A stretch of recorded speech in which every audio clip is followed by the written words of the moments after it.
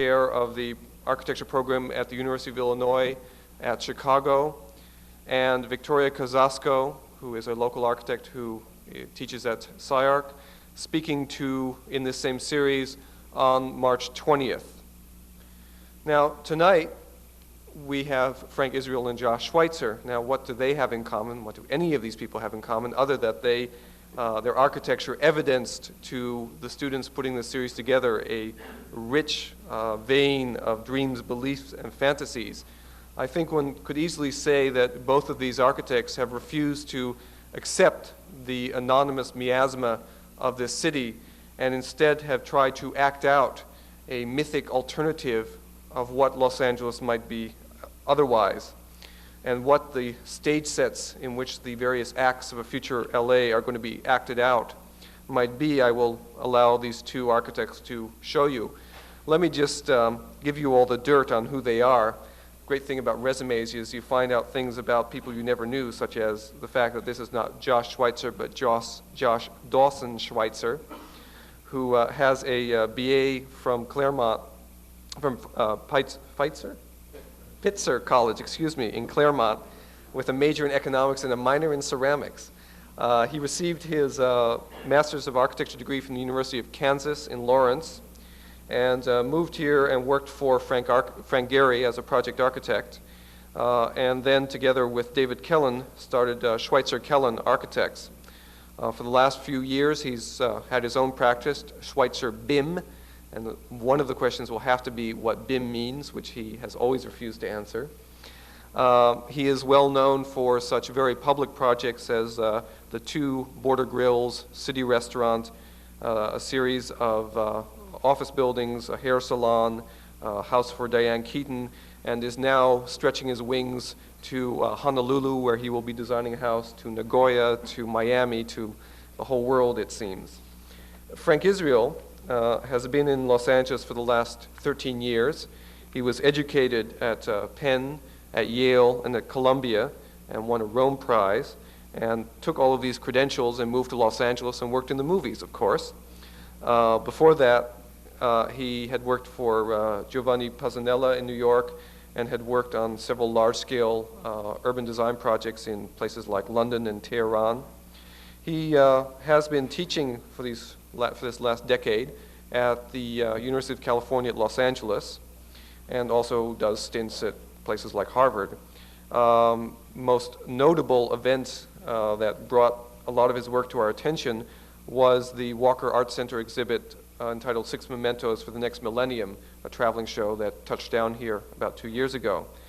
And his work by now is too numerous to enumerate, so I will allow him, along with Josh, to show you their work. Now, I must warn you that the two of them have cooked up a duet entitled Pacific Overtures that will tax the audiovisual techniques and personnel requirements of SCI-Arc to the max. So I hope you'll bear with us as we watch this lithesome ballet. I give you Josh Schweitzer and Frank Israel, and can we have the lights off and the slides on?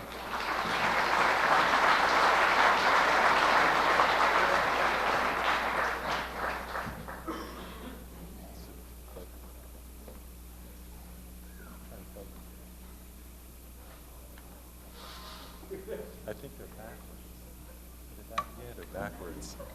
They're backwards. I'm going to turn them around here. There you go. I think that's right. Okay. Good evening. Thank you very much for the invitation to lecture here this evening, and I hope you bear with us. We're trying to do something a little different from the usual format. That's the wrong one. Sorry. The title of my presentation is Cities Within, and the title means several things. One specifically has to do with the fact that the work that I'm going to present this evening is influenced by a series of cities that I've lived in, but more importantly, I think the work shows an interest in the composite of architecture. That is to say, architecture is a series of pieces that are composed together within a particular or into a particular whole. The notion of cities within means several things, and you know, I could go on and on about it, but more importantly, I'd like you to look at the work that I'm going to show you this evening and hope that you'll comprehend that term. Here we go. Okay,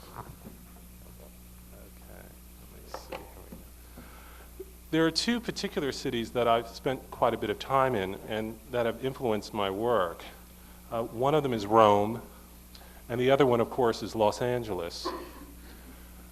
Rome is a sort of expansive city in which the built buildings, that is to say urban form, is constantly in some sort of clash or competition with the natural terrain. Los Angeles, on the other hand, or at least very much in some similar ways to Rome, also tends to deal with the natural terrain and the built form in a somewhat competitive fashion.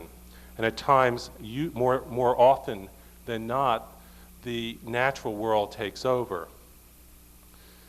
In Rome, the siting of buildings is very explicitly such that the buildings seem to grow out of their sites and are layered on top of buildings that were built centuries before. In Los Angeles, the monuments are particularly less clear than they are in Rome, for example. And the fragments of the city, here the remnants of the statue of Constantine at the top of the Capitoline Hill, tend to give you a sense of nostalgia, but also reinstate their meaning within the city. The fragments in Los Angeles, here some pieces of a sign in downtown Hollywood, tend to form a state of urban debris within the city as a whole. Okay, can we black that out?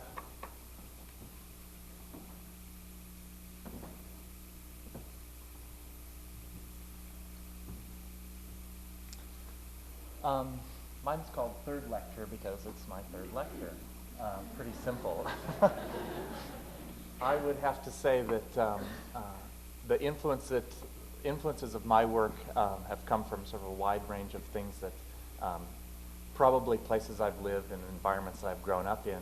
But I think most importantly for me is sort of an intuitive approach to sort of how I feel about space, colors, and those kind of elements that make up architecture. I tend not to look at the environment that surrounds the spaces particularly, but just generally take the sort of loose impressions from what I do and what's there to combine something that makes something hopefully totally new. Initially, my work seemed to explore more areas of just sort of simple forms. I was influenced in school by people like Corbusier. I sort of detested people like Frank Lloyd Wright. I thought they were too decorative, and I didn't understand the forms and the application of all of the materials. But as I've grown more mature, I've decided that maybe there's something there that is interesting to look at, and my work, I think, has not only explored then how forms and light and color come together, but how texture and pattern can be part of those forms and those colors, and whether they are in a very decorative way applied. That doesn't appeal to me as much as these textures and patterns are part of the buildings and part of the space and part of the colors that make up the work. And that's what I've tried to sort of push in my work of late, and where I think those influences come from are people like Gio Ponti and Bruce Goff in a sort of a more abstract and offbeat sort of patterns. So the work that I'm going to show is going to sort of talk about that kind of direction that my work seems to go in. You can black that out.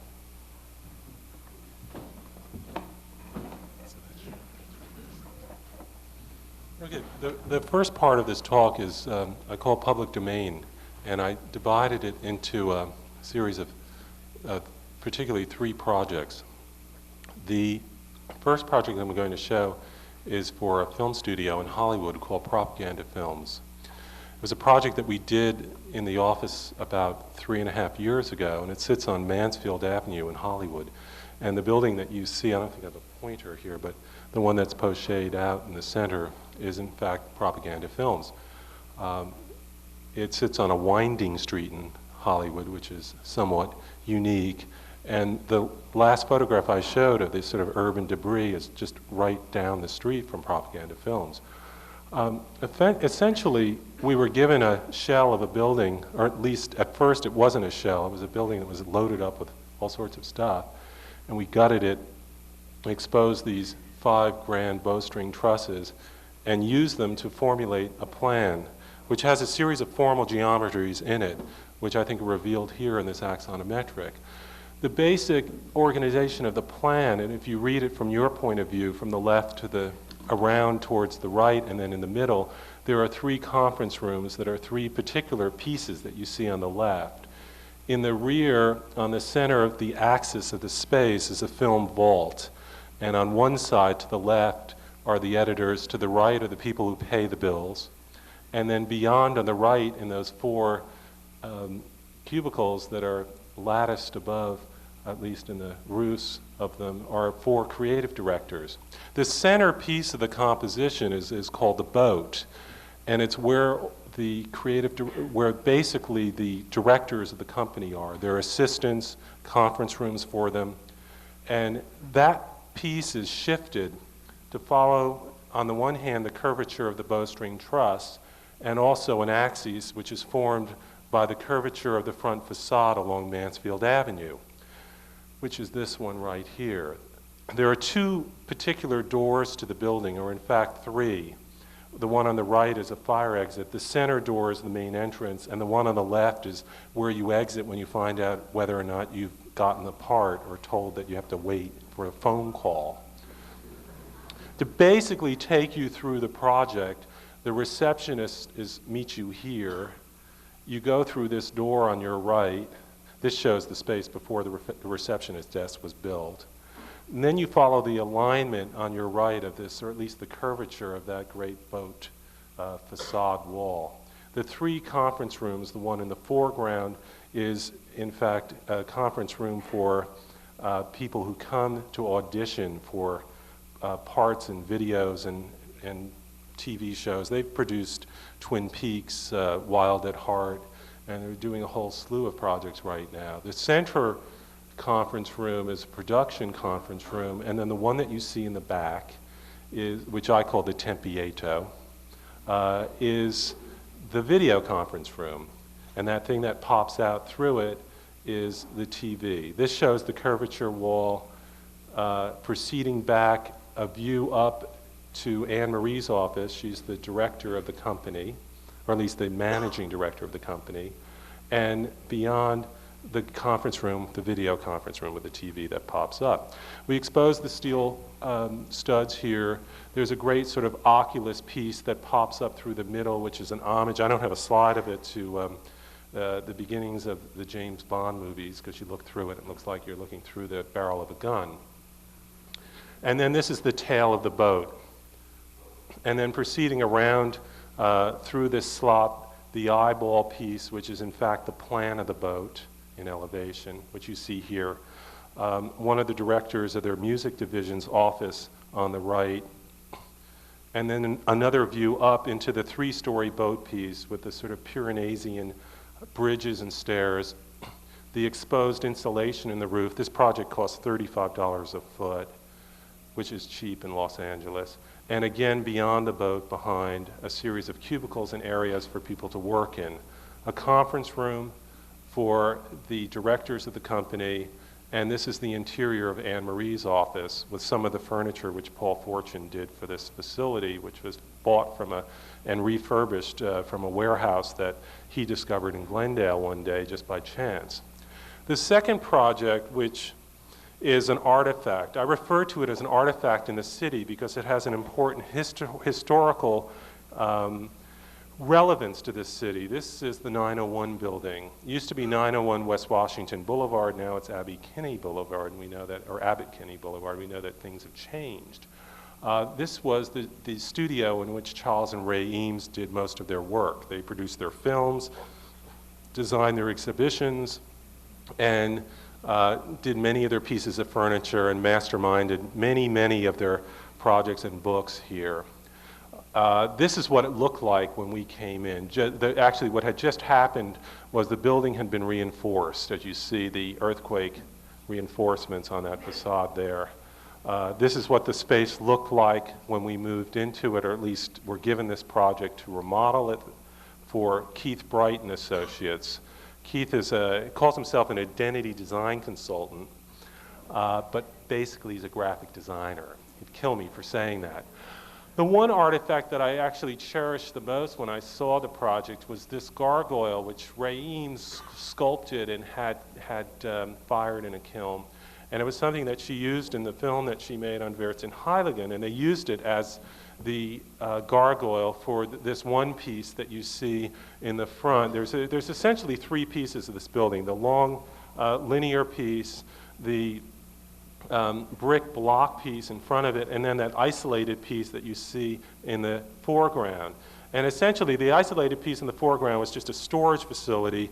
The masonry piece here, where the gargoyle stuck out of, doesn't any longer because it's been given to their archive, was in fact where they had all their financial offices. It wasn't connected to the longitudinal piece, which originally had been designed as a bus depot for all sorts of reasons, mostly because the code wouldn't require them or wouldn't allow them to connect them until the buildings had been upgraded for structural and earthquake purposes.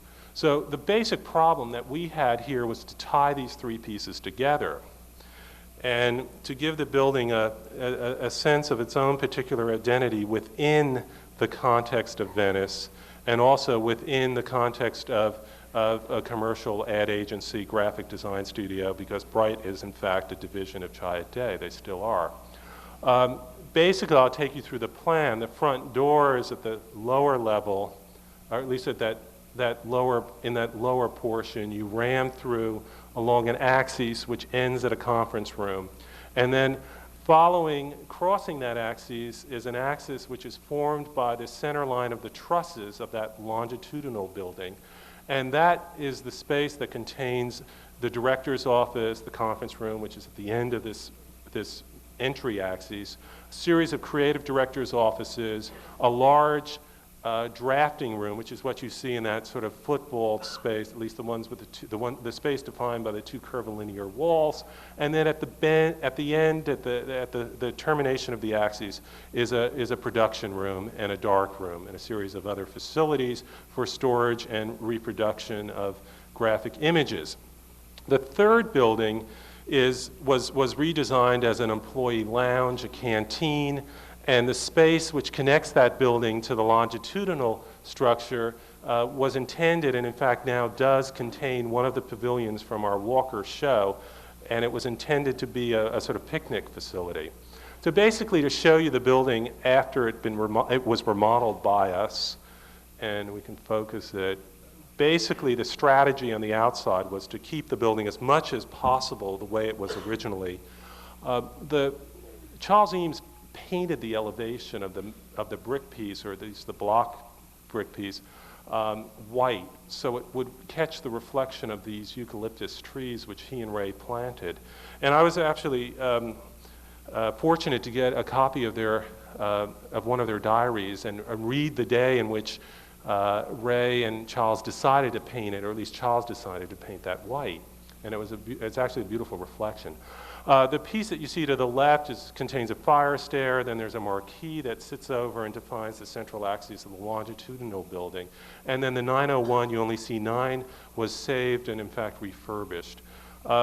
Another picture, at least of the front door of the 901 building with its glass canopy, which is hanging off of a steel I-beam. A view of the picnic area with the pavilion from the Walker show, which I'll show some slides of later. And the front door, at least a detail of the canopy over the front door. You enter this space, there's a receptionist in here. The center of this entry space is defined like a cortile, a part of a sort of palazzo or medieval place. And then you ram through this tunnel on axis with the conference room. This central space is a two-story space. There's a conference room. That tongue piece is what happened as a result of not being able to provide enough room for the conference room, so we popped it through the hole. And then a sort of little balcony for Romeo and Juliet to recite their odes to one another. You can see the reception desk down below, and the doorway that leads you down the great tunnel to this great tunnel, which is covered in bonderized sheet metal, and leads you down to the conference room, the sort of main conference room. To the left of the main conference room is, this is that longitudinal axis, conference room on the right, long axes following along the center line of these trusses. Each truss is a different size because of the nature of the trapezoidal shape of the building. And this is an axonometric drawing of Keith Bright's office. The steel reinforcing for that front elevation was carried in, and from it is hanging a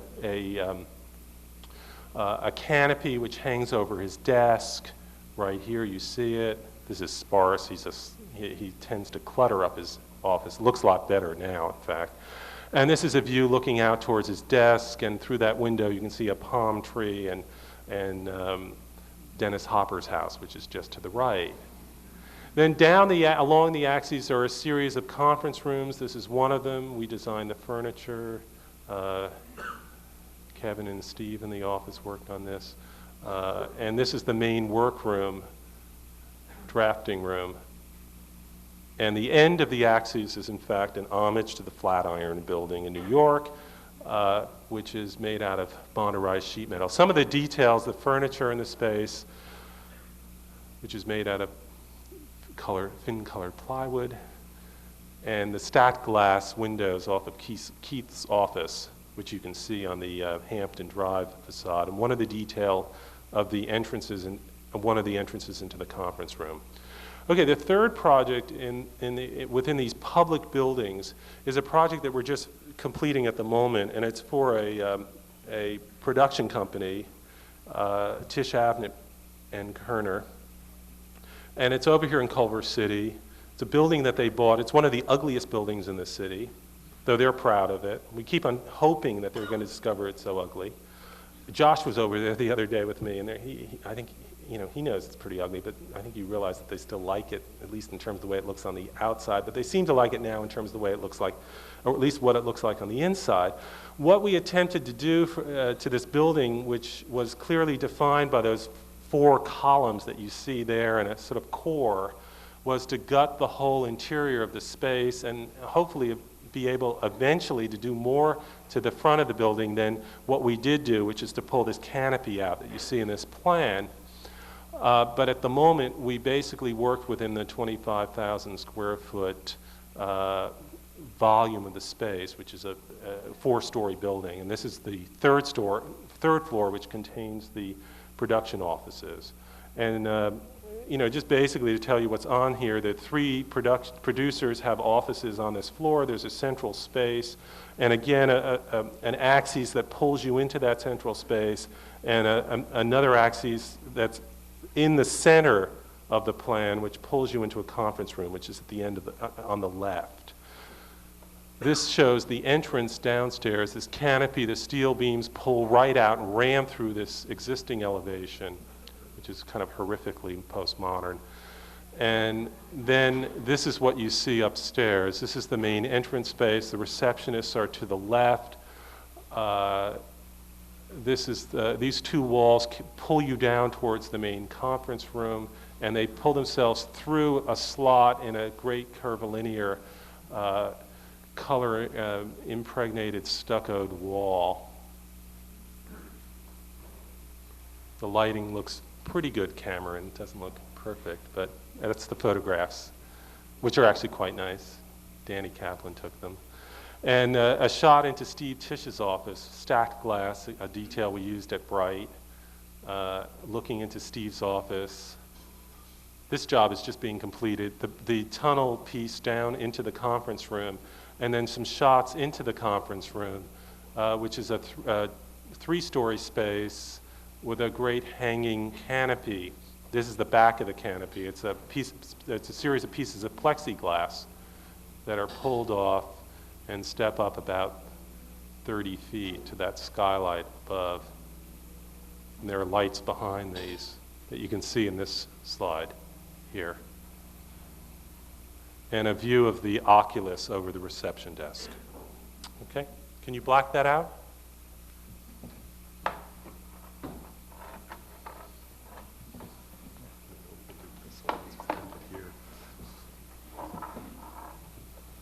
Okay, I'm going to start with the first project that I did when I moved to Los Angeles. I was invited here in 1984 by one of the owners of City Cafe, which is a small little restaurant on Melrose, to do the expansion of their restaurant. And as Aaron had explained, I worked for Frank Gehry for a short period of time and had invited David Kellen, who I met there, to join me in a partnership to do architecture. Anyway, this was originally a carpet warehouse, had been there for a zillion years. It's built in the 20s, actually, as a Safeway store. And we started tearing away. This is what we found when we got into it. They had actually hung two ceilings, a 2x4 trotted ceiling and had an original plaster ceiling above it, which concealed all the bowstring trusses, which we opened up and tore away. This shows basically the simple scheme, which was to divide the space into two realms, one being the sort of complete public realm where the dining areas were with the bar, and the other being the private areas that contained offices and the kitchen and that kind of stuff. The circular area, oh, sorry, that's what this is for. The circular area was the sort of a knuckle area where people entered into through the sort of main wall that divided the space to go to the bathrooms and gave them the opportunity to peek into the kitchen to see the stars of the joint, which were the two chefs. This is the bar piece, which sits as a sort of a singular object in the space. This is a private little balcony for one of the owners of the restaurants who have the offices up above, and which that office is raised 5 feet in the air. This is the next project, actually, that well, it's not the next. It's many years down the road. This is one of the first projects that I did as a non-partnership, as a sort of sole proprietor, as it were. This was Campanile. This was the renovation of an existing sort of a multi-use building that's on La Brea, down the street from City Restaurant. It was little shops and artist studios and offices. It was originally built by Charlie Chaplin and his wife, Lita Gray Chaplin, to serve those purposes. It's kind of like the original mini mall. This is in the courtyard space, which we created in the center. I'll back up here quickly. The center of this space in front of the tower actually was all open as a courtyard originally, and we filled that in, the front part being this area, which is sort of a patio and has the receptionist in it, and the part further back contained more dining, and it was adjacent to the kitchen, which was open. This is the bar area. We designed the stools and the light fixtures, actually made the light fixtures in the office as a sort of we like to do that kind of stuff, and it fit the budget very well. This is the center courtyard where we put the skylight over, created a garden dining area adjacent to the kitchen, which gave everybody an opportunity to watch, again, the sort of the stars of restaurants nowadays are the chefs usually, and people sort of like to watch them. And this is the main dining area, which as we tore into this space, it was all divided up into little rooms where artists had their studios and found existing arches and opened things up and closed things back up and things like that. This is in relationship to what we were doing at Campanile at the time, which was actually quite rectilinear, quite square, as a reaction to sort of the breakup of my partnership. I was trying to sort of play with ideas of very rectilinear forms and how they could be quite exciting and dynamic. So this was another little restaurant that I did in Kansas City, Missouri, It was going on at the same time that we were doing Campanile. This is a 2,000 square foot restaurant. 2 little rooms. This is the bar area. We painted blue. Again, trying to play with color and the use of sort of ugly colors in combinations to create beautiful spaces.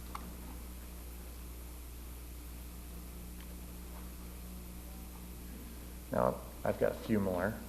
This is a project that I did in South Coast Plaza in Costa Mesa. It's a store for LAI Works, their first satellite store. It was an attempt to explore, again, some sort of idiosyncratic nature of space. For me, the sort of relationship of sort of religion and architecture seems to play a lot, though I'm an atheist, so I'm not sure exactly why. But I admire what happens in religious space, and I guess I'm looking for religion in architecture. So I play with the idea of squashing people in space and actually letting the space sort of fly into the sky as high as possible, and within a mall space as high as we could go was that orange ripply material which was onto the bottom of the floor above, which was 18 feet. A space that we had to sort of create by pushing things around to move the mall's, electrical and air conditioning and that kind of stuff. And again, we designed all the display, all the furniture for this, all the hand mirrors, everything. This was a nice job for an architect to get to be able to do everything in the space. And we play a lot with the idea of form as a texture and a pattern, and this is as these things become sort of bigger and sort of more gross, they become more interesting to me.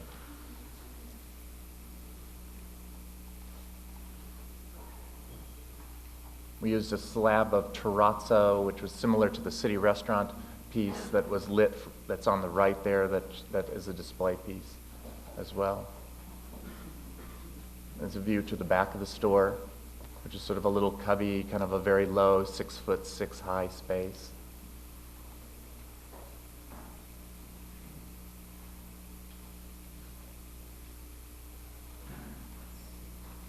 And again, down to the design of the door handle, which mocks their logo.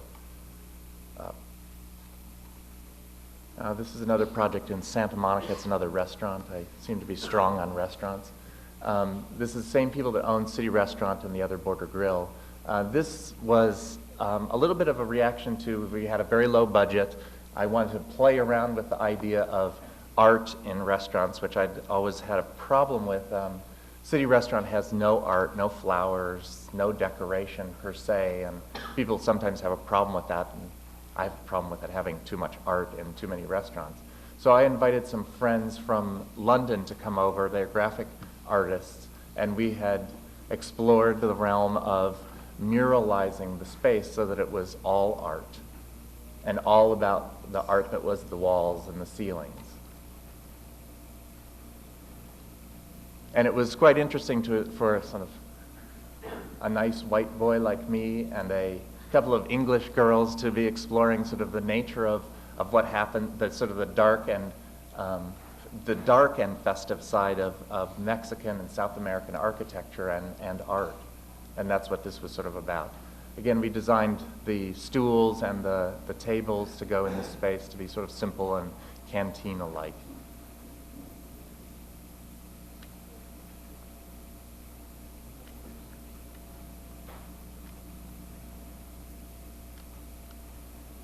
And this last space is another exploration. It's a little shop that makes invitations and greeting cards and things like that by hand. And it's in a 7,000 square foot warehouse on Venice. And it was, for me, again, a sort of a playful notions that I explored in some other projects that came out here. And I thought the construction shots were actually quite nice because it sort of, again, started playing with the ideas of pattern and texture and form all coming together. This client actually, at the point we started to discuss color, he had just seen Almodovar's film Tie Me Up, Tie Me Down, and was so fascinated with the apartment of the guy across the way, if you've seen the film, that he wanted everything to be really colorful. much more than even I would normally explore, but I had a fun time sort of playing with all of this.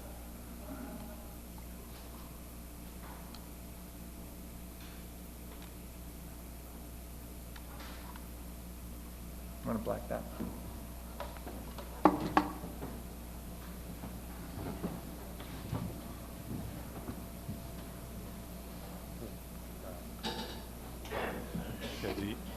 The second part of the presentation, I'm trying to get this, I'm going to lean over here, is called Private Realm. And what I'm going to do is talk about 3 projects, 3 private residences, and footnote them with 2 others that I think relate to within the context of these 3. The first project is a project in New York City. It's a project that was built around 10 years ago. At least it started at 10 years ago. It was completed 8 years ago. And it sat and still does at the top of what was until 1929 the tallest building in the city, that is in the city of New York.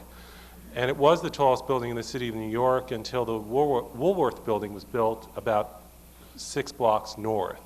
It's called the Liberty Tower. It was designed by Harry Cobb's uncle, Henry Cobb.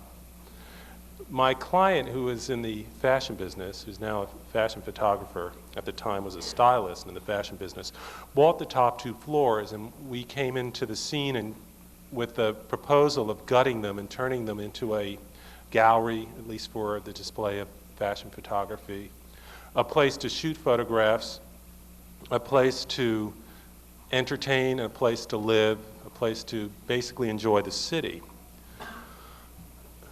Rick was very much struck by an experience he had recently had, at least recent to purchasing this space, which is a loft, essentially.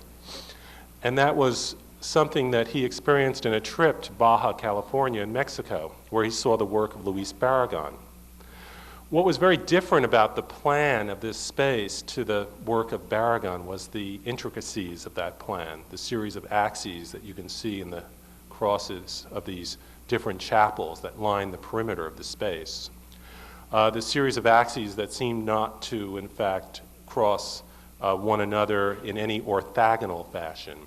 So what we did in this plan, and I don't really have a pointer, but I'll point to it, is to impose a fairly orthogonal grid on it and set up a series of pieces. The other thing we did was define this very much as a city within the confines of this studio, of this place in New York, a city which in its spirit would be extremely different from what's down 31 floors below in Manhattan, that is lower Manhattan. Something which is very gray and cold and wet sometimes and hot and steamy at others.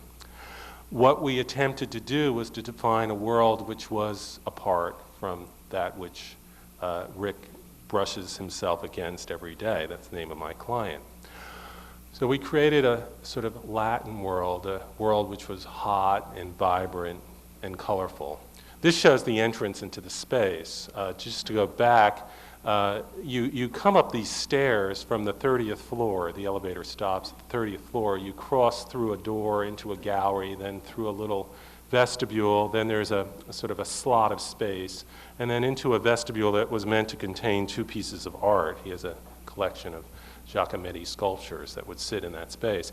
Then a gate would slide open, and you would explode into the space of the loft, where there was a fireplace. To the right, from your point of view, is a kitchen. In the back is the bedroom, a dressing area, a pool or a jacuzzi. And then to the left is a guest bedroom and a series of spaces for his business. Here you see the entrance through that you've actually passed from the gallery space into a vestibule, and this is the slot that would then penetrate into this white element, which is to the left, which is a separate entity, which contains a dark room and a film archive above. You'll see in another slide. The homage here is pretty obvious, and it's obvious very much in the work of Barragan and in his use of color and texture. It was something that at first I was somewhat confused about, because I liked Barragan's work. I hadn't seen it in the flesh, but it was a requisite for the job, because Rick had fallen in love with the work and was convinced that it was worth exploring, at least in the context of this private realm for himself. And I took the baton and developed it. But at the same time, we tried to develop a series of formal relationships that are, in fact, very different for Barragan, as well as a sense of layering of materials. Here, the stucco layered against the plaster, which is real plaster, superimposed against the concrete floor. But here, more importantly, a sense of a series of axes defined at once by a stair, which is in fact a cross, in another case by a fireplace, which you see in the foreground. Here, the cross, which defines a stair, which leads to a door, which opens up automatically when you step at the next to the last step, takes you into a film archive where he stores his pornography.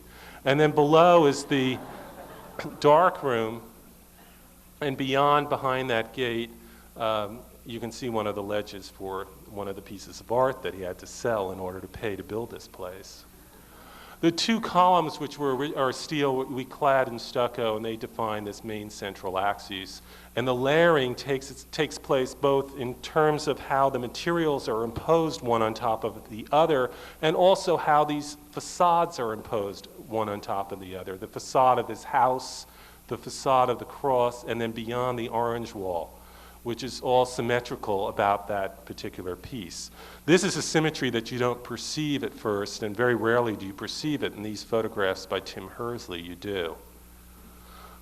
A shot of the space, at least a less colorful version, or not version, but view of the space towards the fireplace, which is poured concrete with a little slot window you see when you enter. The house to the right, which you go through, that's the darkroom house, and takes you into the main space towards the fireplace, and a view of the gateway, and one of those pedestals that was intended to hold a piece of art. Now it just contains a slab of marble. The concrete floor, which was stained and polished many times, fireplace beyond, and a view, at least a side view, of the darkroom film archive. Rick's pool and fountain, the exposed ductwork, at least these are pipes and they still function. This was the boiler room for the building at the top of the building, as a matter of fact. And each day in the winter, a jolly old man comes up and gets up on a ladder and turns one of those wheels, usually embarrassing a guest who's behind one of those closed doors. The homage is pretty obvious back and forth to Barragan again. I actually wanted to use a pipe, but we used a more literal reference to this garden by Barragan outside of Mexico City. And the pool, which was designed so that it would overflow intentionally. The water would flow down these stairs into a trough and then be recirculated into the spout. And another view of the concrete floor with the fireplace and its little slot window, which allows you the opportunity, once you penetrate into the space, to see the fire which is beyond. This, interest in natural materials and in stucco was further developed in a small project I did for Robert Altman, the film director, and this is a view of the model. It's a house out in Malibu. It's actually a condominium, a series of row houses. And this model shows the basic relationship it has to the Pacific Coast Highway, which is on the upper left, and the ocean, which is on the lower right. It was a house that he hated. It was a house that we gutted. It was a house that we designed like a loft in New York, not that dissimilar from Rick's place. We gutted the whole space and opened it up to a central court that you see in this model.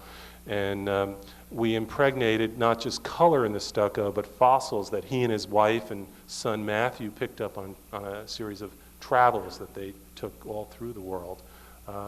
Most of these are from the Pacific, and most of them come from the beach in Malibu, which they lived on for many years prior to doing this project with me and others in my office.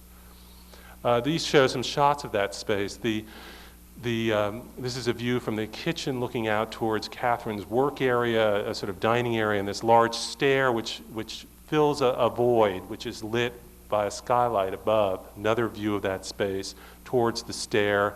These gates, which are in fact referential to Rick Gillette's studio in New York. We use them. And the stair going up, which now doesn't disappear into a film archive, but in fact disappears into the master bedroom and a series of bedrooms for their guests and children. This is a view up that stair to the skylight up above. It's actually 45 feet, which is the height limit.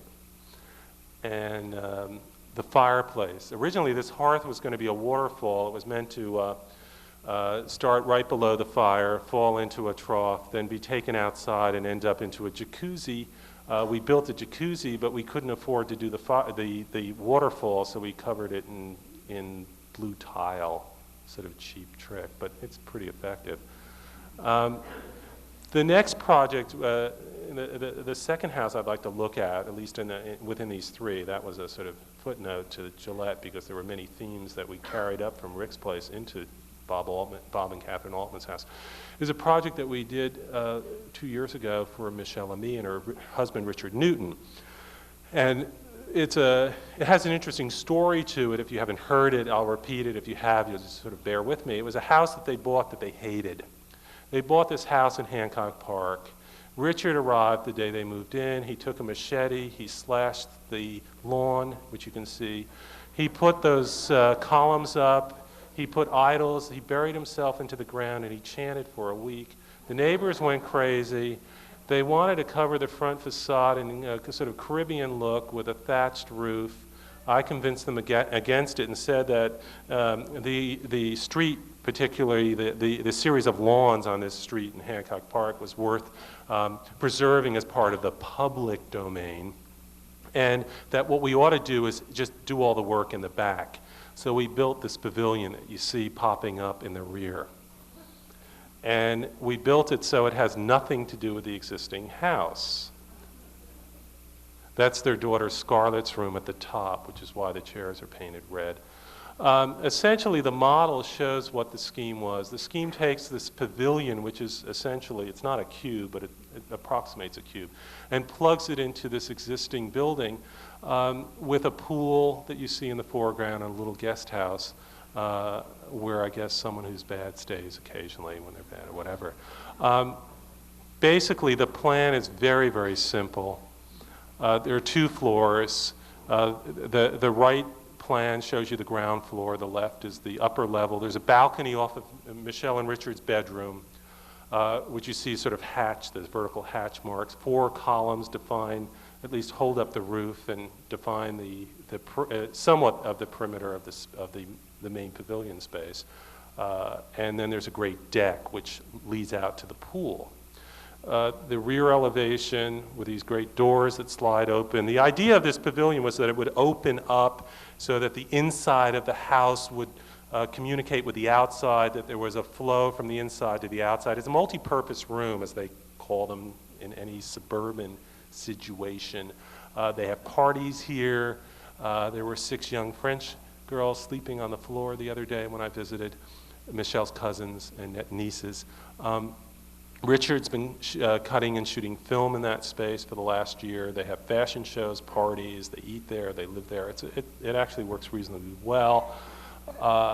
And it tends to, to be somewhat emphatic in its relationship to the existing house, both in terms of how it plugs in, because what it does is it doesn't absolutely ram itself in. There's a slot, which you can see, which is a glass slot, and it becomes a series of skylights that wash the walls of the old house as you penetrate from the old to the new. This shows one of the corner window details, which is a sort of obvious reference to Schindler. This is Schindler's How House. So you can sort of say, well, where does it come from? It's a pretty direct reference. And a view of one of the doors and their little kitten. This is a view of the space inside, looking from the balcony out towards the pool. The trusses and the 4 steel columns, and the reference here is somewhat to Eames, but not nearly as good, of course. And this shows the kitchen, the tile work, which Richard did. I can't take credit for that. And the sort of attempt at explicating the old from the new, just the clapboard work and the new is left unpainted, and in the old, so that what you're looking at is the old house with the new piece attached to it.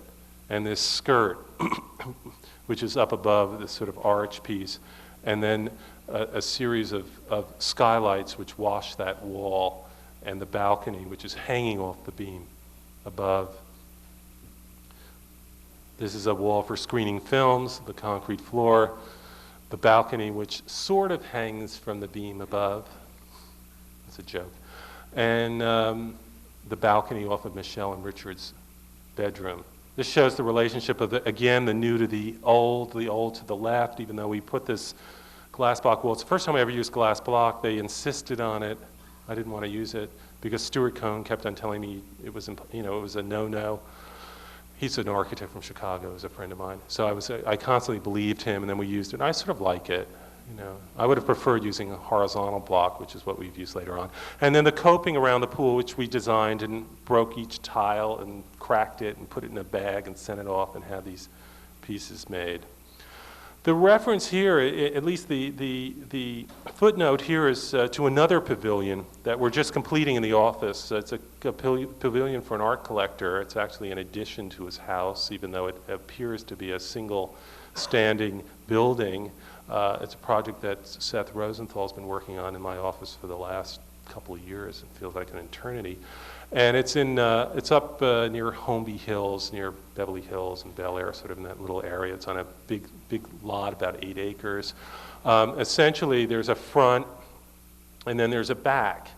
And we use many of the same elements that we used in Michelle's house, the corner windows, the centrality of the piece. But here it's pulled away, just to go back to the site plan, it's pulled away from the main house that you see in the site plan. It doesn't ram itself in. It's very much of an object. And Aaron said the other day that it really appeared as if the main house is more of an addition to it than this being an addition to the main house. And I think it's a good comment. Another view of the model and the balcony and railings, which Seth and a series of people have worked on. Some SCI-Arc graduates worked on this last summer or 2 summers ago. Andre. And a view of that balcony now under construction, or at least not now under construction, it's almost done, but about 6 months ago. Okay, the third house is a house that we completed about 1.5 years ago up in Beverly Hills, and this is what it looked like. And it was ugly. The ductwork was all exposed. It was a sort of Leave It to Beaver house that sits on a cliff, and it has nothing to do with the cliff. It has nothing to do with its view. And it was added on, changed. It actually changed from a ranch house to a colonial house, and then back to a ranch house. So we decided that we were going to give it some style. But before that, we tried to tear it down. And there was no one who wanted to tear it down more than the client, believe it or not. These are terrific clients. But we had a lot of problems tearing it down because of the soil condition. And even though the soil condition's pretty good, the city kept on requiring us to do all these very long and extenuated soils reports that were extremely expensive. In fact, you could probably do this whole remodeling for what they were asking us to do in terms of what those reports would have cost. So what we decided to do was to gut the house, add onto it a limited amount of square footage, and totally change it. The site, as you can see, is a cliffhanger, but not really a cliffhanger, but it sits on a cliff. This is a section through the remodeled house, the site plan in the ground, and then a section through it. And this axo basically shows what we added on, which is on the upper right, this sort of roof area, and then we sort of pulled the roof out and then put this little blip on the lower left, where there was a little blip that we just sort of extended. The references here were to Schindler, the King's Road house, which is where Josh and I met, because we both had our offices there quite a while ago. Many people met at the Schindler house. And this is what the house became. This is that same elevation that you saw in the first shot. essentially we saved the brick patio or entrance piece, put on this bonderized sheet metal piece, which is a dressing room. The glass piece next to it is a shower. We sort of covered windows, put a window in the corner, pulled the roof out. We did all sorts of gymnastics just to give this thing some style and oomph. And then at the same time attempted to give it some kind of relationship to its view by putting in a big plate glass window that you see in the far left, pulling it down towards and creating a strong entrance, which is at the to the left of that blue wall, and divided the pool area from the entry, which it wasn't originally, through that gate or by creating that gateway. This is one of the sort of window pieces that was pulled out, added on, and all of the ductwork for the air conditioning was put in that trough. So we cleaned up all that garbage and put it in there. This is a view from the pool that was existing to this new stair, the new wall, the new roof, all this sort of new piece that we added on that you see beyond. And that corner window, which is somewhat referential to Schindler and certainly to Neutra and to Wright at the Freeman House. This shows the front door. This is a project that Mitchell Desjardins worked a lot on. It's a pivoting door, the horizontal block, which we like, and that's the door on the inside. The undulating soffit was intended to cover up more ductwork. This was one of the major problems in this project, was constantly covering up ductwork. And the shelf on the left that you see here, actually on your right, the undulating soffit, which is also a gallery. This shelf piece, which we designed out of steel. And again, the view beyond into the kitchen area. This shows the living room as it was styled by Metropolitan Home. Doesn't really look like that. And then the bedroom as it wasn't styled by Metropolitan Home. And this shot of the living room, just to go back, shows a sort of sitting area. The Billy Al Bankston painting is covering up all the stereo equipment. With the records beyond, there's a TV that you see on the left, and then the master bedroom, which attempts to solve the classic Los Angeles problem of how do you connect a view to the city, to a view to a fireplace, and a view to the television set. So you have the TV, the fireplace, and the view to the city, and then a canopy up above, which does sometimes get in the way. Okay, thanks.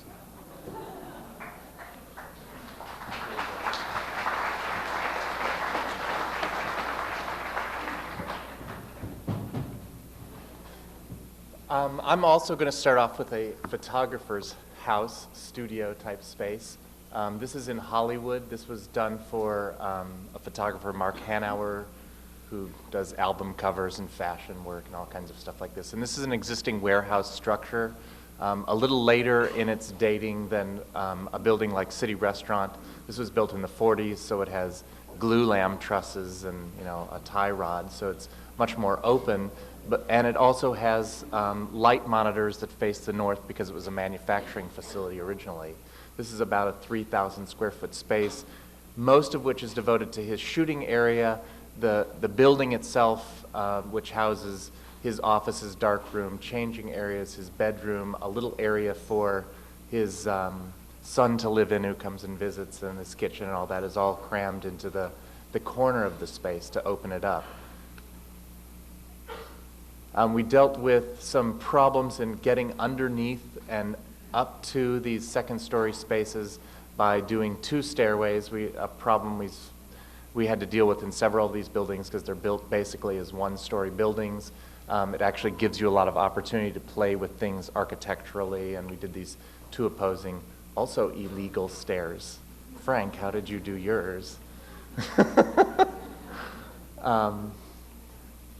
But it actually creates a quite nice sense of space, gives a sitting area, it's sort of playful. And the area that this woman's sitting on is the area to the office manager's space, which is right across from his bedroom, so if she comes in the morning and he wants to get up and talk to her, he can. If not, he can stay in bed. And this hallway that this is, you're looking down into his bedroom, which is just a small area. A very small budget of about $50,000 to do this, so we saved every penny we could and decided that sliding doors on sort of barn track was a few dollars cheaper than hanging a door. So that's the way we went with all of that. This is a detail that shows how we borrowed light from some skylights, some additional skylights we put in to get into the bathroom space below. And standing in his bedroom looking back toward his little son's little balcony sleeping area. And then down below looking toward the dark room and up through and across from the bathroom space. And looking again at the balcony space where his son sleeps. This project, which you'll have to turn your heads to see, is sort of an ongoing experiment for me and everybody in the office. This is my house, which is focused around an old swimming school that's located on Washington Boulevard. It was built in the 50s. It has a nice big pool, 65 feet long, which seemed like something I couldn't pass up. If you can't live at the beach, you might as well have a big pool. On the right is the original structure, which would house the two dressing rooms for the boys and girls and a teeny little office area, the pool equipment. And up above, this is a split level lot, was a tennis court, or sort of a tennis court. It wasn't really regulation size and it didn't seem to be worth holding on to. It's kind of a nice palette to sort of start playing with. So I started carving away some areas. We've added two structures up there. The one in the lower side is this little studio for myself at home, and the other one is the garage, at least for the building department, and for us it's our bedroom. This shows a little model of the little studio structure. This actually was the first thing that was built. That's the only thing that's kind of finished. And what came out of sort of a dream, playing around late at night at home, just building things and playing with space and shape, and I decided to build it. And the whole building was built with a few sketches and this model, which the contractor and I would every morning discuss sort of the nature of the proportions and how everything was going to be detailed. It was sort of scratched on plywood and built with this little thing sitting up in the middle of the space as it was sort of as being constructed. And then it turned out like this. So it was pretty much like the model. It's only 280 some square feet, but it's 19 feet tall at its tallest point. It has a butterfly-shaped roof, which was inspired from sort of 50s, the Marcel Breuer kind of butterfly roof, and it's actually quite a nice and pleasant space. It's sort of my little cathedral to work in. I have my kind of rose window, which is not quite round, but that's okay. And this sort of shows the inside a little bit.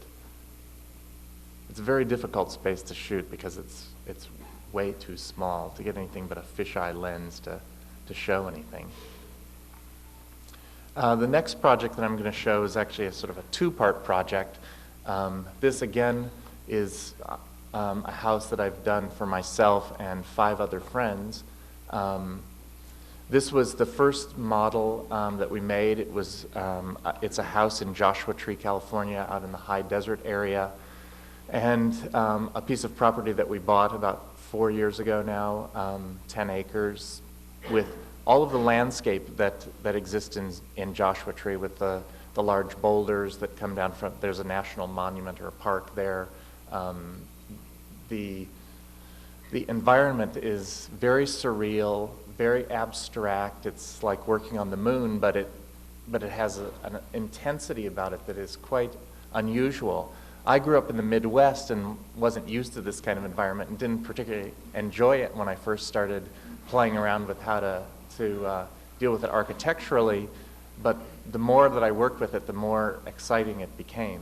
This first scheme had to do with Again, no pointer, but the three buildings up underneath the orange arch structure, the blue, the brown, and the orange building, and then there's a concealed copper building underneath where the 3 bedrooms and a bathroom.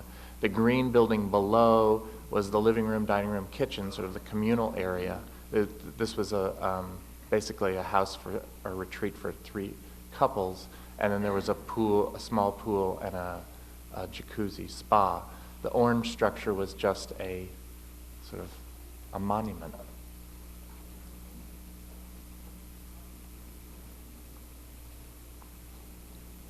The total square footage here was only about 1,200 square feet. It was a very small structure, all in all.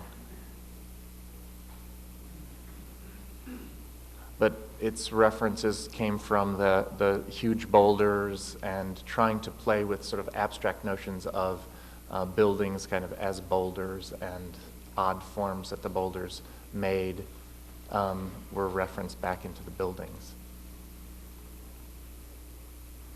We decided we couldn't build this one because it was too expensive.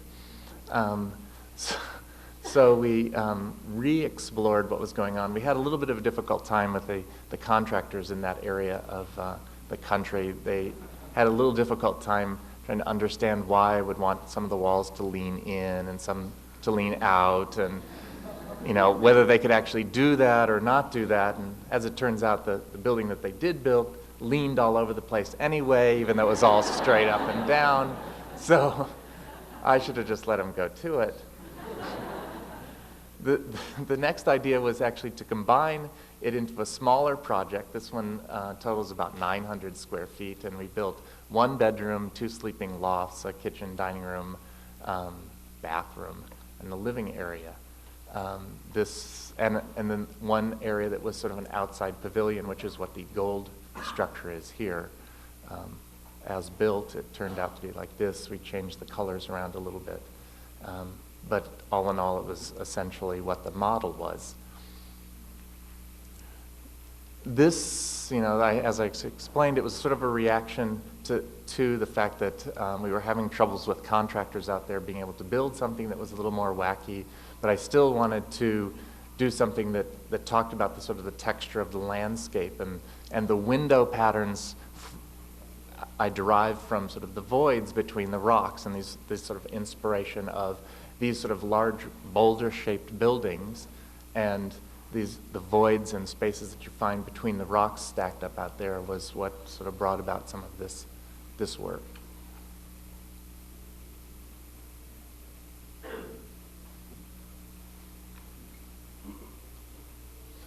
This living room volume, again, this sort of harkens back to some of the religious sort of feelings that I get about buildings. This is a 300 square foot plan of a living room. It's 20 feet tall on the inside. So even though it's very small in plan, it plays, again, with some of these Wrightian influences about the ideas of you can do a small plan, but if you make it tall, it has a grand kind of space.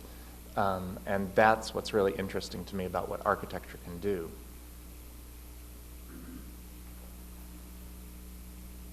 I also I'll back up and sort of reference this broken cross idea, sort of that came about as part of this religious space, the sort of part of the orange structure and that white piece on the side. Also decorated all of this by House and Gardens, so we don't sit around with like piles of oranges on the table, those cactuses and things like that. The table was designed by me. The chairs were actually from City Restaurant chairs that I had designed earlier that we had done in this sludge green that we made at the office for the shoot. These light fixtures out of foam core and ironing cord wire. We've had numerous calls from people seeing the publications wondering where they could get those light fixtures. So we're making a fortune in the office cutting foam core. But we were there at 2 o'clock in the morning trying to hang these things 18 feet in the air, and that was quite difficult.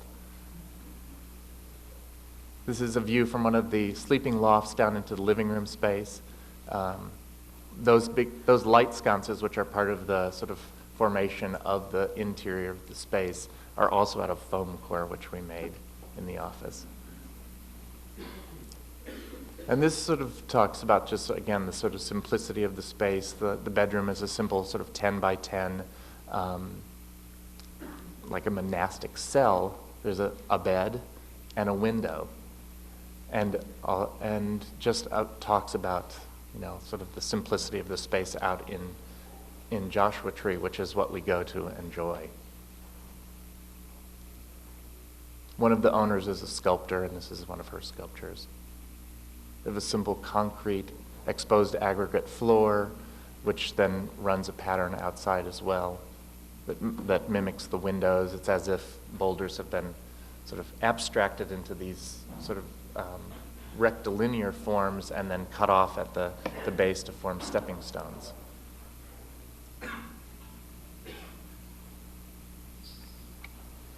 That's it.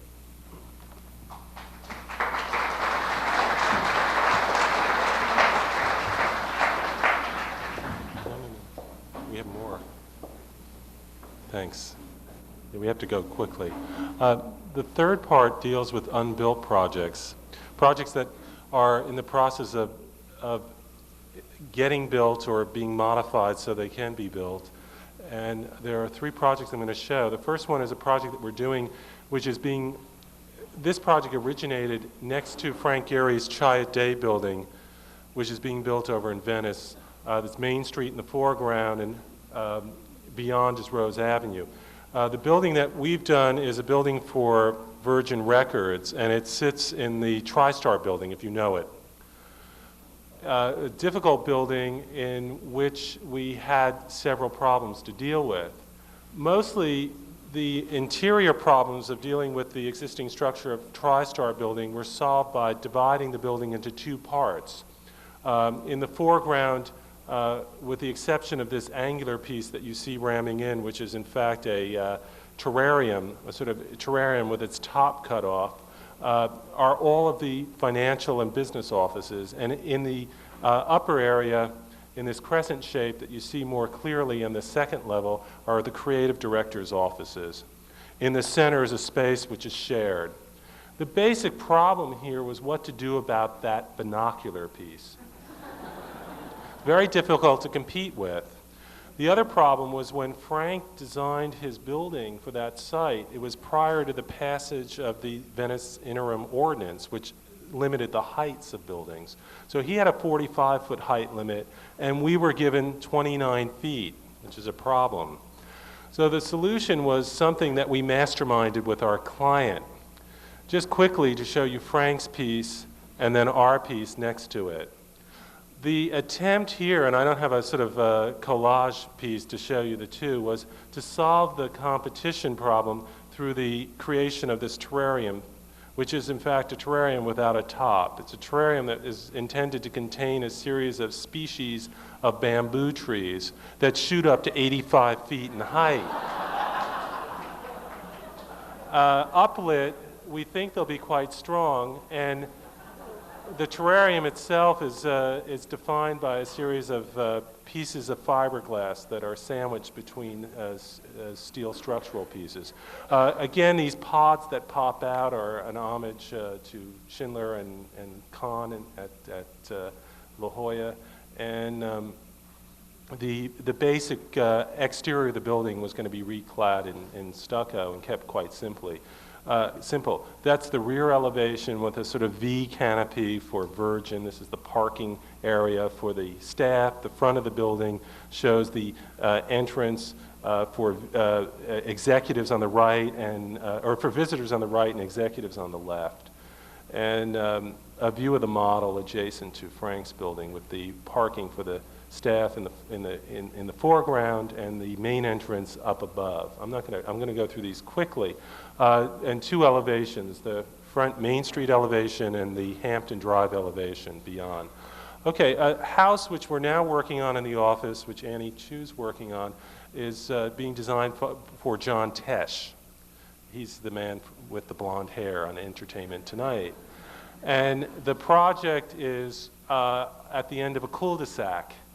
And the project is for a courtyard house, a house which is in fact new. In parts it looks old, or at least it looks like it's been added onto. It's a house that has views towards the ocean. It's intended to capitalize these views by opening up through a series of corner windows that make, again, reference to Schindler and look out towards the sea. In the plan, these are fuzzy plans. We just sort of took these slides the other day. Basically, we are creating an L-shaped building around a courtyard. All of the service spaces are on the right, with the exception of 2 guest bedrooms. And then in this sort of piece at the top is the master bedroom, a living room, and above a study and a roof terrace. The small L forms a courtyard with a piece that's pulled off of the street, which is this wedge piece, which bridges over to the service piece. This shows a section through the stair, and again, a series of shots of the model. This is a piece that bends up over the guest bedroom study. It's a multi-purpose room on the 3rd floor. Another view with the corner windows looking out towards the views of the Pacific, and a view of the courtyard. The entrance to the house from the street is through that slot along the wall to a door under that overhang. And another view of the model. The third unbuilt project is a project that we're now completing working drawings for. We just got a preliminary approval from, I guess, from the Coastal Commission, and it's actually for 2 houses. It's a house for Mom, her son, the daughter-in-law, and the 2 kids, or the 2 grandchildren. It's a house out on Point Dune, or at least near Point Dune. It's just above the Pacific Coast Highway, and it looks out towards views of the ocean. What you see here are 2 houses that are grouped around a courtyard, which is what that football-shaped space is. And the 2 houses are oriented towards the view out towards the ocean. And the view is defined by 2 axes. One, which you see on the right, which actually follows from the master bedroom out, and then one on the left, which is following from the living room of at least Mom's living room. And these 2 axes are oriented towards what are the best views of the ocean beyond.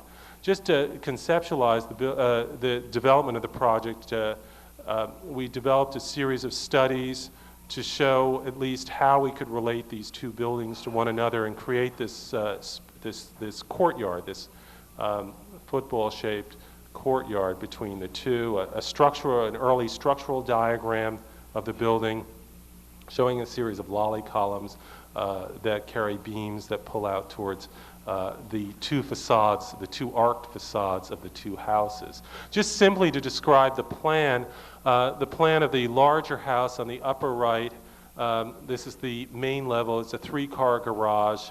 There are 2 bedrooms on the ground level which open up onto the courtyard, and then Mom's house, which is in the foreground, which has a kitchen, a living room, which is on axis with major view, the bedroom, and a studio. She's a painter.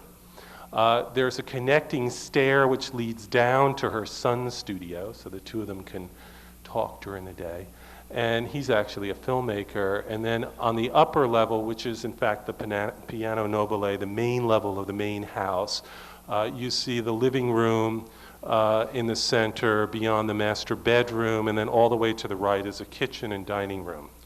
So it's a basic open plan, and the series of axes that you see here are intended to capitalize on the siting of this building. Just to show you the section, the stair which leads down to the 2 kids' rooms, which also, the upper level looks out towards a view. This is actually over the roof of Mom's house. This is an earlier section, and these are the elevations of the building as it's going to be built. We're using stucco. It's a stone-dashed stucco and plywood panels. The elevation towards the beach, and some shots of the model. It's a fairly complicated site, and we expect it to hopefully enhance the site. That's a view of the back of the house. The main entry is on the upper left. Mom's house is on the right. 3 stories. Lower level is guest bedrooms, Jonathan's study.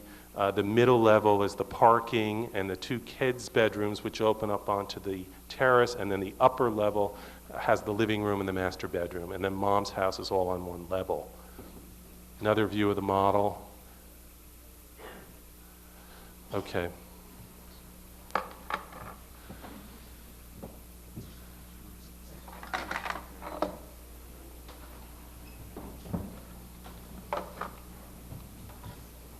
Okay, I'm going to show a few of these unbuilt projects too, which I had none of until recently.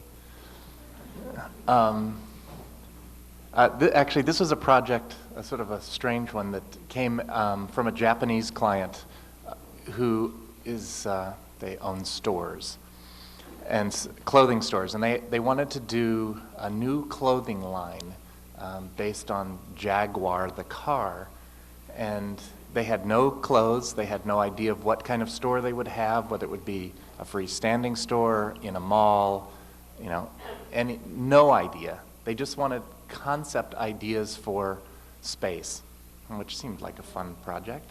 So from that, I just developed a simple model that talked about nothing to do with actually what the store could be, because he had no idea what it was going to be or what it needed to be, no program.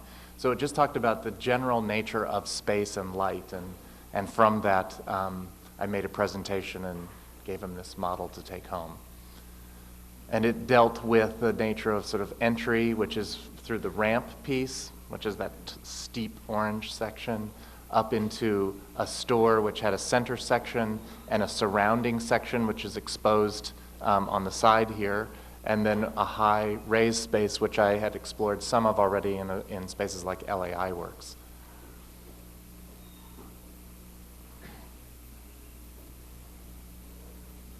And that sort of religious thing again, that cross is still there.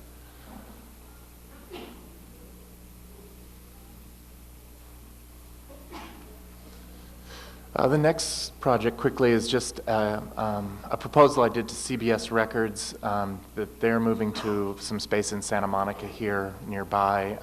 They have some old brick warehouse buildings. We did a proposal for putting these record labels in here, built this model and made this presentation. We had one simple problem with it in that it's a very small scale, I mean, it's a very big plan of space.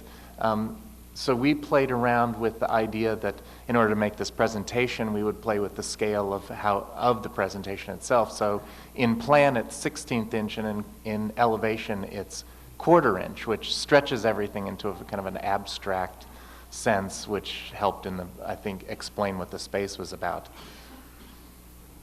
And this was the rear elevation with one of the buildings removed to show how we would deal with the second floor entries and exits, and the idea of a sort of a campus-like environment in the back. Again, the sort of connection between the 3 main buildings, and how we would deal with some of the interior spaces, which again, just large sort of manufacturing vaulted bowstring spaces.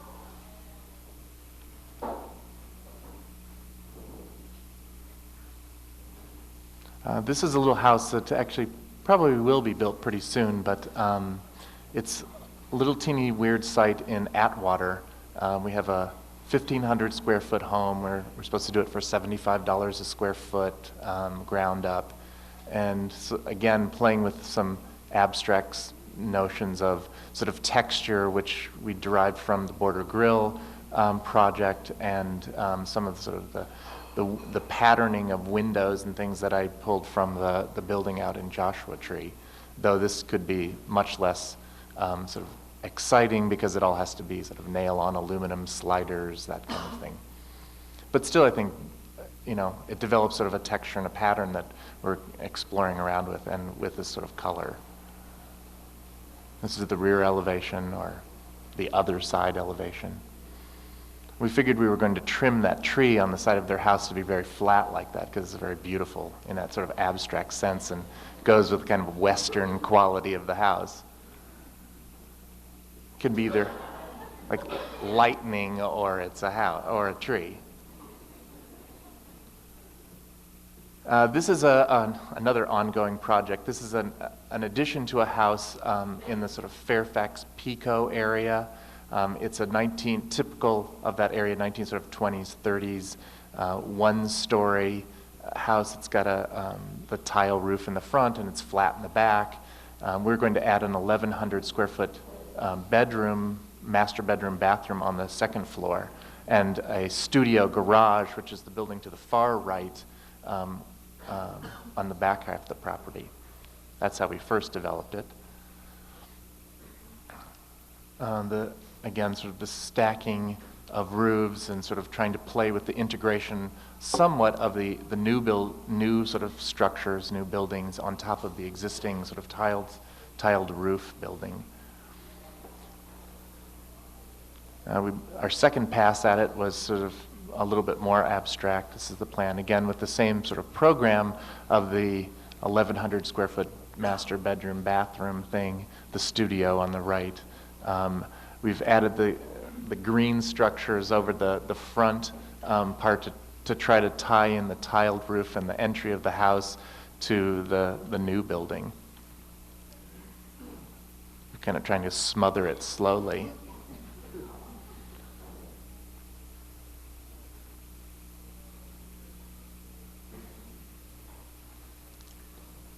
And then this was the third phase, which was the idea to forget the original house and add a new structure onto the back of the house, which combined the master bedroom, the studio, and the garage all into one new building.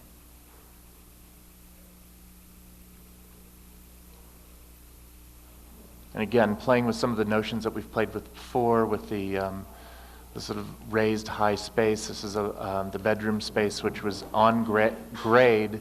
The main house being 3 or 4 feet above grade, and you'd enter in and then drop down to the bed area, which sat between the 4 columns that supported the skylight. I'll back up and you can kind of see, if you look at where that little person is standing and the bed behind them, it sat directly under the skylight up above.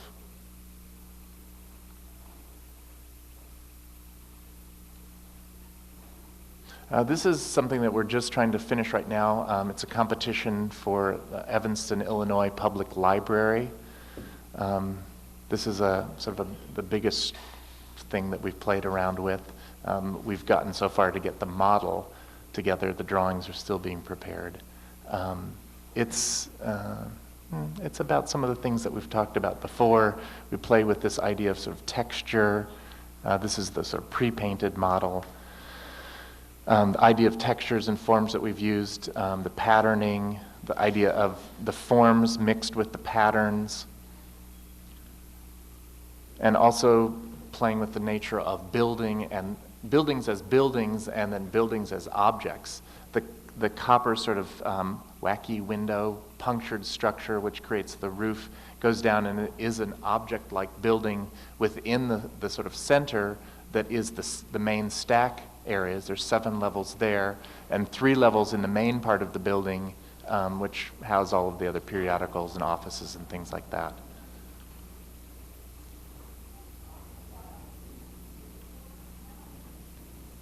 This is with the roof removed, showing sort of the structure of the stack level.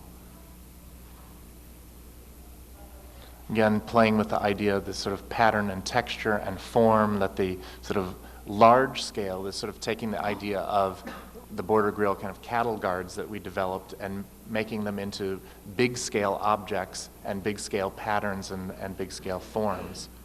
And then mixing those with another kind of a texture and pattern which houses different areas in the building, which is on the right. And these are some sketches just showing some interior, so the movement of space from a public meeting room up into the main floor of the library. Aren't those clear? Can't you see all the space? Anyway, just sort of about the sort of texture of the space. You're going, God, what is he showing this for? Again, playing with the texture and the patterns of space and how those forms can become sort of surface patterns as well as formal patterns and have substance. This is an approach from one of the main streets.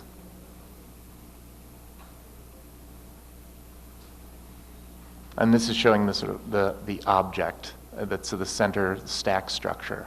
Again, playing with some of the same elements we played with in the desert house, which sort of repeat back and forth. That's it. I'm going to go through this really quickly. I'm just going to show quickly the installation for the Walker show, the show we had at the Walker Arts Center 2 years ago. And essentially, the show is called Six Mementos for the Next Millennium. It's an homage to Italo Calvino. We built 6 pavilions, again, pavilions within the gallery space, Gallery 9, at the, on the 3rd floor at the Walker Arts Center. And each one of these particular pieces was built out of wood. So it's essentially a wood frame that contains a series of concrete panels, glasswell panels, which hang inside of the pavilions that hold drawings and frontispieces to models. One of these pavilions is non-penetrable. It contains 6 trees. We had hoped that the 6 trees would make it from one installation to the next. They didn't, so we had to buy 6 new trees each time. Just to show you some of the shots, this is actually a shot of the installation as it was put together at the Murray Feldman Gallery. This is a shot of the installation at the Walker Arts Center. You can see the glasswell panels hanging beyond these wood frames. The basic idea here was fairly simple, and it was to treat wood as a precious material and treat these panels and the steel brackets that attach them to wood as something that was less than precious, something that was somewhat more disposable and ultimately more usable. A view of the log cabin piece, that's what we call it in the office, into a view within or outside looking in. Another view of that piece, which was installed at the San Francisco Museum of Modern Art here. And another view at the Museum of Modern Art here, looking down one of these streets. Again, this is another sort of concept of the city within as it was erected inside of these various gallery spaces. And the pity is not to have photographs of people walking around, because that was really much of the intention of the layout of these particular pavilions. They were meant to contain people as well as things. The piece that contains the 6 trees, another view of the model of the propaganda films project, and a detail of one of the installation pieces. This is a detail of the bed at the the Rango Berry house, which I showed earlier on. You know, the last thing I just want to talk about is the notion of film, because I think the notion of film is something that influences us all, because it's such a current media, it's such an important media, and it's so easily accessible. You know, it excites people, it incites them to riot, to protest, to wonder, and that's much of what these lectures are supposed to be about, this sort of wonder and fantasy of making things. And I think film really does inspire that. And I think architecture is has a very close relationship to film, because I don't think either one of those can be done without the work of a group of people. I don't think they're done independently by one person. They never happen. And it's rare that in architecture we acknowledge that. Film tends to acknowledge it. You have film actors, and you have writers and directors, and of course the producer. And there are producers who are more creative than others. And in an architectural office or a studio or whatever you want to call it, there's much of the work that's done is collaborative. And it's much about an atmosphere, and it's much about the energy that exists among a group of people, and how that energy and how the ideas transfer themselves, or at least transform themselves and transfer themselves from the initiating sketch through the finished schematic drawings and the models, into the working drawings and the details, and finally into the built building. And I think that the people that we all have working for us, and more importantly, the people I have working with me, are very much involved in that process, and it's something that needs to be acknowledged, so I want to thank them all. This is a shot of The Conformist. It's an early scene, and it's a shot of Jean-Louis Trintignant, the character, walking alongside the Areopagus Augusti, carrying a bouquet of flowers. And you can see pieces of the pieces of stone cracking and moss and vegetation coming through those cracks, giving you some sense that when given half a chance, nature does begin to take over. And the last slide I want to show is a slide of my neighborhood. I always like to end a lecture with a shot of my neighborhood. Of course, this is my neighborhood about 50 years ago, and it's the Paramount RKO lot. It's a view of the hills, and it's the view of the set from The Thief of Baghdad as that set was being taken down after the shooting of the film. Thank you.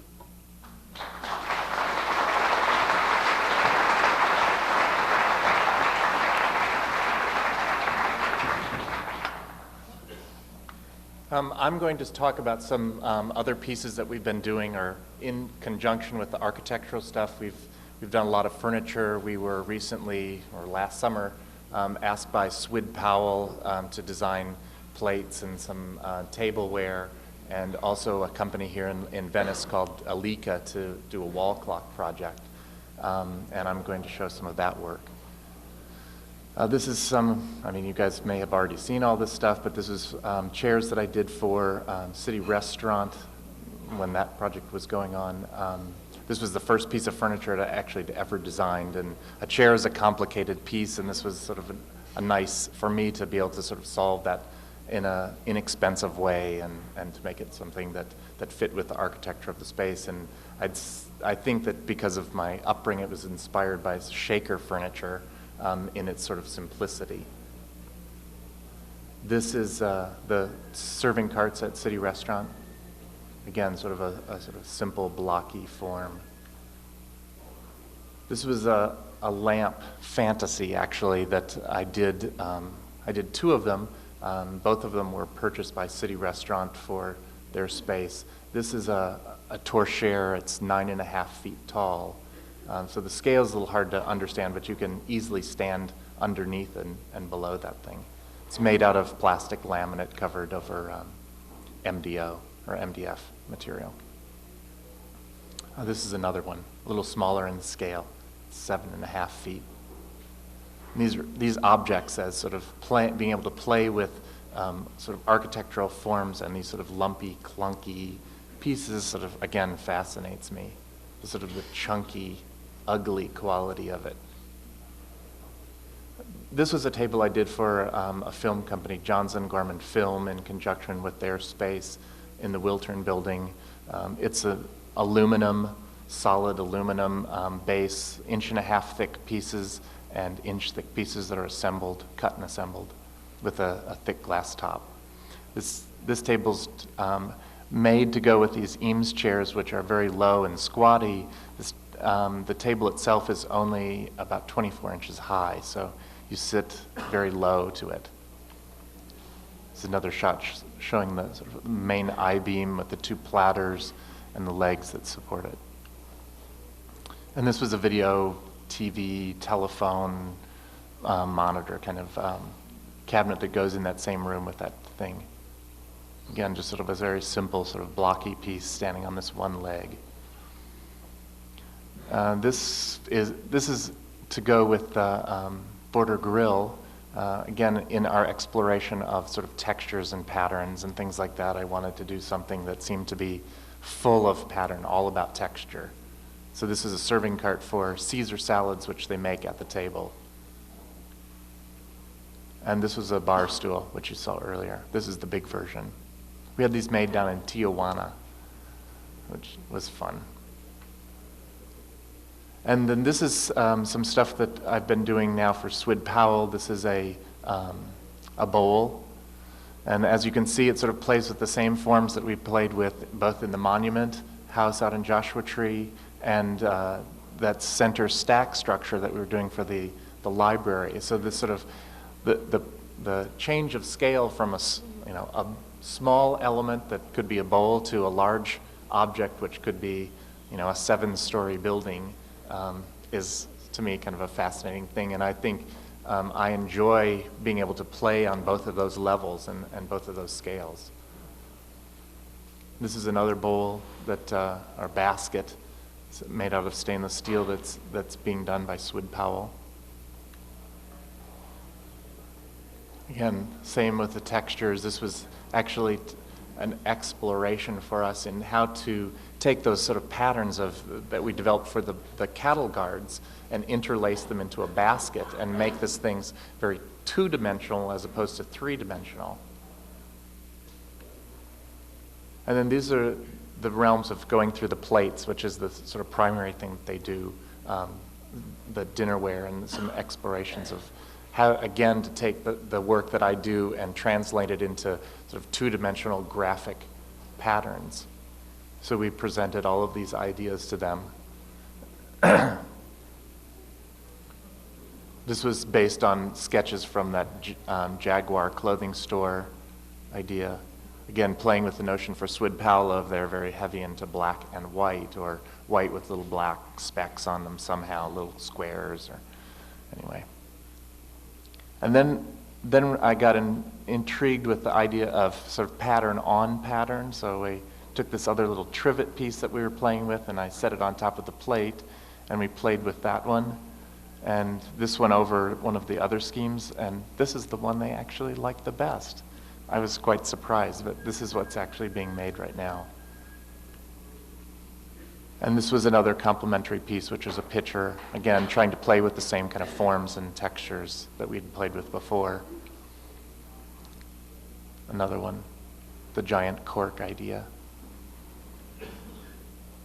This is a clock that we're going to be doing for Alika.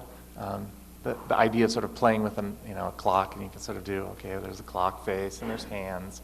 So I kept wanting to push, and it's sort of the idea of sort of dreaming about how and where and in what form you can sort of abstract that whole notion. So I made a clock that has two faces. It has a minute face and an hour face. The hands stay stationary and the two faces rotate to tell, so the time is always straight up.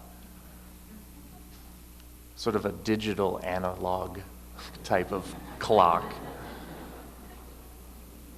And then these last three pieces are some models that I made for a French art dealer who was, I guess, scouring through New York and Los Angeles for architects to gather up their models and to sell them in this gallery that they have, and to tour Europe with them to the art fairs. And so what I gave them was some projects that I had done that, again, were just little dream and fantasy little buildings that I tend to build in my little studio at home and paint and just sort of dream about the nature of space.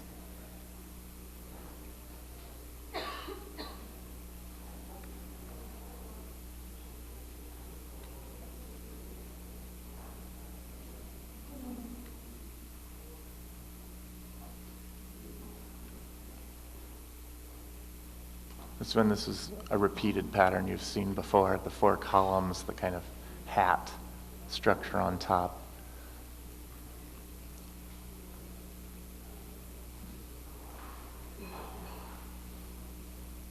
This one was actually titled Untitled Cross, because the stairway leading up to it and this platform that these people objects are standing on is this bent cross form. And that's it. Thanks very much.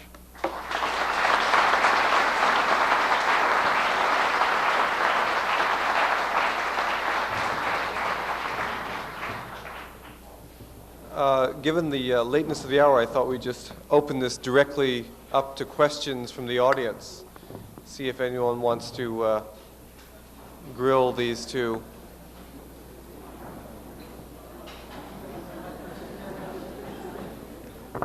I can't even see if anyone had a hand up.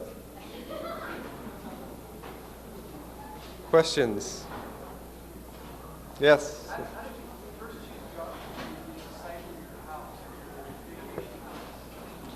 Question to Josh as to how he chose Joshua Tree as a site for his vacation house. One of the members of the party, one of the partners in the house actually had suggested it because of its and had made an aside that it had been this center for earthly powers that come together, that it might be a very interesting place to locate a house. Other than that, the terrain intrigued us and it seemed affordable. Thanks. Can we ask those who wish to depart to be quiet about their abandonment of the scene? Other questions?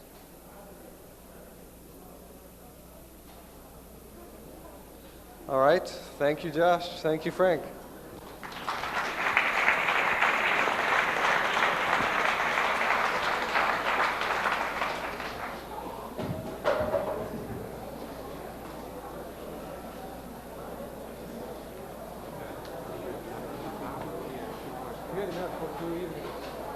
Enough for 2 evenings.